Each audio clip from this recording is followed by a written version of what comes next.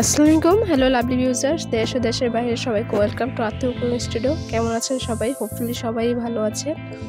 আর আজকে আপনাদের মাঝে তারই জন্য নিয়ে এসেছি কাঁচা আমের আমড়ার আচার রেসিপি। আর এখন কিন্তু আমড়ার সিজন চলছে, চাইলে কিন্তু এটা করে ঘরে প্রায় 1 বছরের মতো সংরক্ষণ করতে পারেন। এর জন্য আমি আগে থেকে আমড়াগুলো ছুলিয়ে নিয়েছি। অবশ্যই একটু একটু টকটা রাখবেন।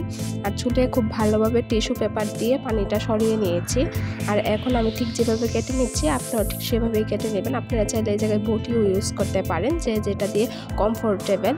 আর ভিডিওগুলো ভালো লাগলে অবশ্যই লাইক, কমেন্ট, শেয়ার এবং সাবস্ক্রাইব করে পাশে থাকা বেল বাটনটা ক্লিক করে যাবেন। আর রিকোয়েস্ট রইলে একবার হলেও রেসিপিটি ট্রাই করে কমেন্টে জানাবেন বা আমার ফেসবুক পেজে শেয়ার করতে পারেন। আর যদি আপনারা যারা ফেসবুক পেজ থেকে দেখছেন অবশ্যই ফেসবুক পেজটাকে একটা লাইক, একটা শেয়ার, একটা ফলো দিয়ে যাবেন।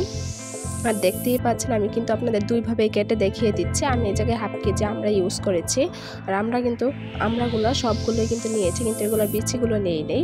আর এখন আমি এই জায়গায় হাফ কাপ চিনি দিয়ে দিচ্ছি। চিনিটা আপনাদের প্রয়োজন আপনাদের টেস্ট অনুযায়ী আমি একটু কম চিনি দিয়েছি।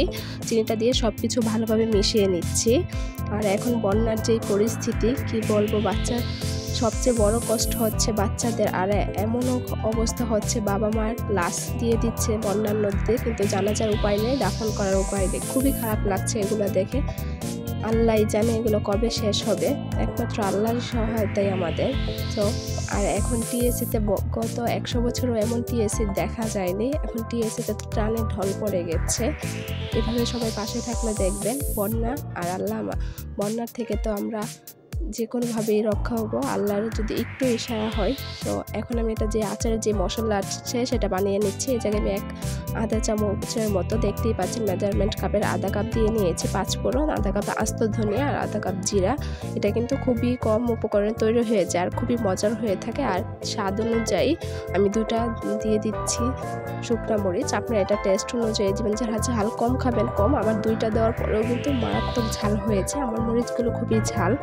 সো আপনারা যেরকম ঝাল মরিচ ইউজ করতে চান সেটা বুঝে দিয়ে দিবেন।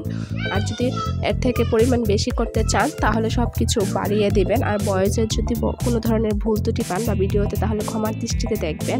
আর আত্মীয় কুকিং স্টুডিও মানেই হচ্ছে সামান্য উপকরণ মজার রেসিপি।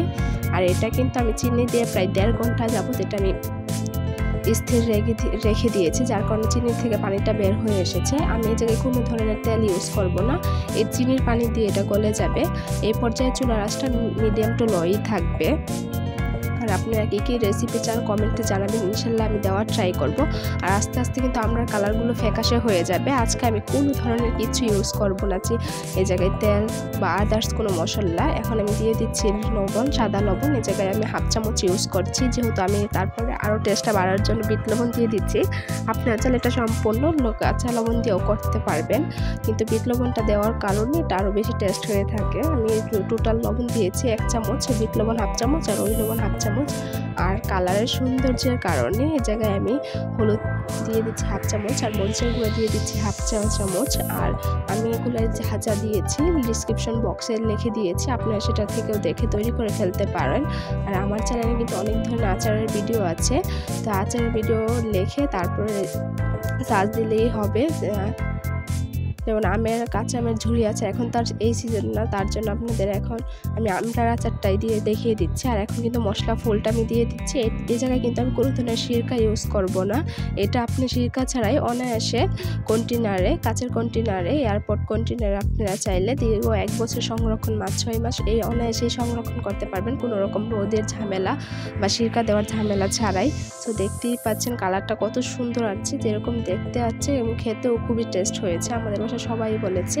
সো আপনারাও ট্রাই করে আমাকে জানিয়ে ফেলুন কেমন হয়েছে, হোপফুলি ভালো হবে। সো আমি সবগুলো মিশিয়ে দিচ্ছি। আর যারা এখন ভিডিওটি দেখছেন কিন্তু এখনও চ্যানেল সাবস্ক্রাইব করছেন না, প্লিজ সাবস্ক্রাইব করেন। সাবস্ক্রাইব করলে দেখতে পারবেন আমার চ্যানেলে আপনাদের কত সুন্দর রেসিপি। আর যারা নাকি নতুন রেসিপি ট্রাই করতে খুবই আগ্রহী তাদের জন্য তো মাস্ট বি বলেই থাকবো। আর আমরা এই আচারের রেসিপি টিপস অ্যান্ড ট্রিক্স সব কিছু এই ভিডিওতে দেওয়া আছে, সো আপনারা একটু ধৈর্য সহকারে দেখবেন। আর আমার ভয়েসে যদি আপনাদের কাছে কোনো ধরনের ভুল বিভ্রান্ত পান তাহলে তো অবশ্যই বারবারই বলছি ক্ষমার দৃষ্টিতে দেখবেন, যেহেতু আমি নতুন। আস্তে আস্তে আপনাদের সাপোর্টে সব কিছু ঠিক করে ফেলবো ইনশাল্লাহ।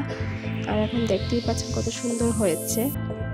কথা বলার কোনো ভাষা নাই, কারণ বন্যাদের যে অবস্থা। আর 2024 সালটা আমাদের জন্য অনেকটা ভালো আবার খারাপও।